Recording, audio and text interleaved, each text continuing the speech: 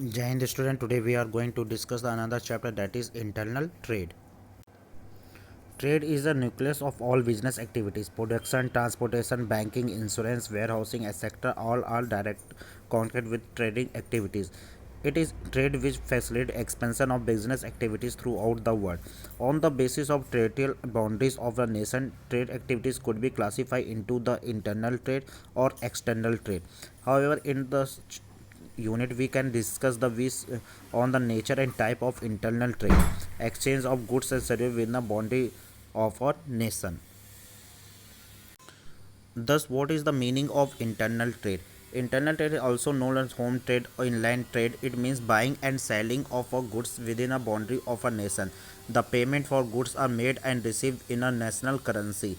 It India internal trade involve the dealing in a goods trade in India only in the terms of rupees only. For example, retailer in Delhi buy wholesale product from the wholesaler in Ludhiana.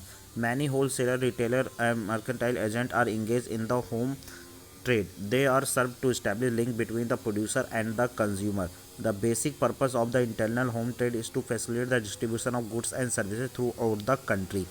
Now, what are the type of internal trade? On the basis of scale of operation, home trade may be classified into the two categories, that is wholesale trade and retail trade. Wholesale trade, it involves the purchase and sale of goods in a bulk. Wholesaler buy goods of specific line, means cloth, sugar, ghee in a large quantity from the producer and manufacturer, and sell capacity in a small quantity to the retailer. And wholesale trader constitute link between the producer and manufacturer on the one hand and the retail on the other. Next, retail trade, it is referred to the selling of goods by the retailer to the ultimate consumer. In fact, the act link between the wholesaler and the final consumer. Retail trade in the conduct through the variety of form: shop, vendor, mail order, house and stall order, departmental store, multiple shop, cooperatives store, and super bazaar, self-service storage, etc. Next, wholesaler trade. Wholesaler is a middleman who purchase the sale in large quantity. He serves as an important link between the manufacturer or producer and the retailer. He take title to the goods he handle and assume marketing risk in the process of distribution of goods. He purchase in bulk and sell in small lots to the retailer and digital user, and it generally away from the ultimate consumer. However, some wholesaler are also directly to the consumer. So the characteristic of wholesaler, he is an initial link between the producer and the retailer, and he generally specializes in the purchase and sale of item of a particular line, say paper, food grain, sugar, cloth, etc. He deal in bulk quantity of goods only. He procure goods from producer and sell them to the retailer or large user. He invests large amount of capital in the stock of goods he deal in.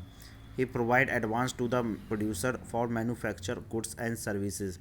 He provided credit facility to the retailer, and he also trade from very low margin of a profit. So service rendered by wholesalers are very important for the smooth flow of goods and from the producer to the consumer.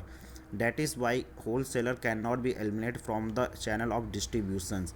In the absence of wholesaler, both producer and retailer will be have the perform above the functions. It provide service to a manufacturer and producer, means facilitate large scale production, economic of scale, responsibility of distribution, providing market information, concentrations on productions, assumptions of risk, financial assistance, transport and warehousing, etc.